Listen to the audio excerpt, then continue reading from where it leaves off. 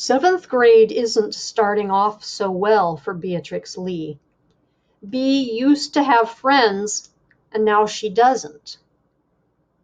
She was an only child, and now she's going to have to be a big sister. She used to fit in, and now she stands out for all the wrong reasons.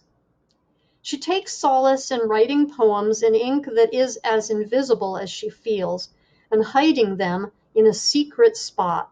But then something incredible happens. Someone starts writing back. Is it her former best friend? The editor of the school paper? The caring librarian who always offers the perfect book?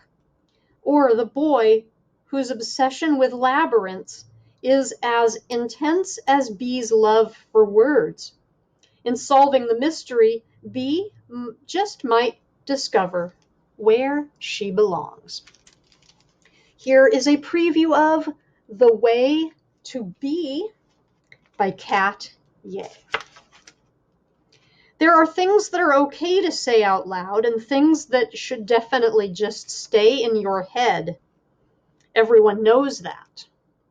Except maybe Mr. Clark. The official name of his class is Social Studies, Ancient Civilizations, but he always likes to say the colon along with the rest of it, as in, Good morning and welcome to Social Studies, Ancient Civilizations. He says it every day, like it's the funniest thing ever. Like he doesn't know how weird this is. Mr. Clark doesn't know a lot of things. I mean, he knows social studies, but he doesn't know that it's too much to come back from summer with a full beard that he is slowly trimming away and changing each week. We've been in school for a month now, and so far he's had a caveman, a Viking braid, a waxed beard with a pointy tip, and now mutton chops. Today I'm late as usual.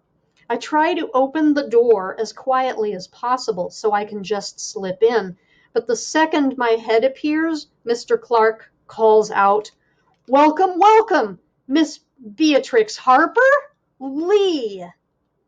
Mr. Clark's been trying to guess my middle name since the beginning of the year.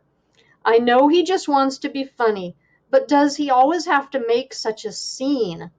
This is my only class with S, and all I want is to get through it with as little attention as possible. I don't want to talk, I don't want to be called on, and I definitely don't want to be part of any scenes. But so far, every day in this class feels like that game, the one where everyone takes turns pulling the blocks out of a tower. Then when it topples over, they all yell, Jenga! No matter how hard you try, the tower always falls. Hurry, hurry now, Beatrix! I put my head down and quickly make my way in, pulling my headphones onto my neck. I reach for my phone to check my splitter. I got it this summer in Taiwan. Most splitters are just boring, but this one is shaped like a smiley bunny face that clicks into the headphone jack. You can connect 2 sets of headphones into the 2 bunny ears whenever you want to listen to the same song with someone else. I just haven't had a chance to use it yet. The whole class is standing around a large table up front. I find a spot from across from where S is huddled with L and L and A. Out of the corner of my eye, I see a swish of pale hair and think maybe S is looking at me, but when I turn to check, I hear, ow, and realize I've clonked the boy next to me because I still have my backpack on. What's his name? Justin something? I turn the other way to try and slip it off, but then, hey, I whack into Kirsten Henry on the other side. She shoots me an annoyed look. I don't even really know Kirsten. She's from one of the 2 other elementary schools that come together in our middle school. People start craning their necks to see what's going on. I grip the straps of my backpack tightly and stare straight ahead. I just won't move again for the next hour. If Kirsten and Justin want an apology, they'll be waiting a long time. I haven't said a single word in this class yet, and I'm not going to start now. I try to focus on whatever it is on the table in front of us. It's a big wooden maze. Mr. Clark is standing behind it with Dan Ross. He clears his throat. For his presentation today, Dan has chosen the topic Politics in Ancient Greece. I will thank you in advance for being courteous and giving him your full attention. Dan smirks.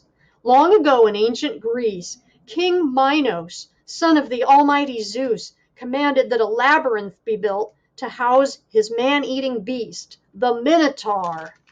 Mr. Clark drums his fingers on his chin in the space between his mutton chops. Fascinating start, Dan. Are you sure this isn't a report on Greek mythology? Nah, says Dan, it's ancient Greek politics. It's political because there's a king. Fair enough, Mr. Clark nods. And while we're at it, class, how about an extra credit curveball? Draw a map of Zeus's family tree. Hint, you'll need big paper and a strong stomach. Please continue, Dan. I can't wait to see where this goes. The labyrinth of King Minos was an impossible maze where he'd throw all his prisoners. I got this one from my cousin. My mom gave it to him for his birthday, but he didn't like it. Dan shrugs. He's kind of weird. Anyway, today my weird cousin's maze will demonstrate what happens to those who wander in the labyrinth of Minos. I feel sorry for this cousin who has to go through life being related to Dan Ross. Dan has been a sworn enemy since his birthday party in kindergarten, when he told me his dog was one of the killer hounds of Leland Estate that got kicked out for being too ferocious. I cried and cried because I've always been afraid of big dogs, but S held him around the neck, petting him. She said as long as I acted like I wasn't afraid, he wouldn't hurt me. But how does someone do that? Act like something they're not? We swore never to speak to Dan again. S's voice rings clearly across the room. Woohoo! Dan the man! Then A chimes in. Yeah, Dan! Mr. Clark rises up on his tiptoes and carefully studies the maze from above. A necessary comment about your cousin aside, I will say that this is a very impressive maze, and it looks like, yes, it is. It's a perfect maze. Thank you, thank you. Dan bows and waves. No applause, just throw money. Mr. Clark pats him on the back. Perfect refers to the specific type of maze you have here. A perfect maze is actually one of the only mazes that can be solved quite easily, which I believe merits another extra credit curveball if anyone can tell me how. And this has been a preview of The Way to Be.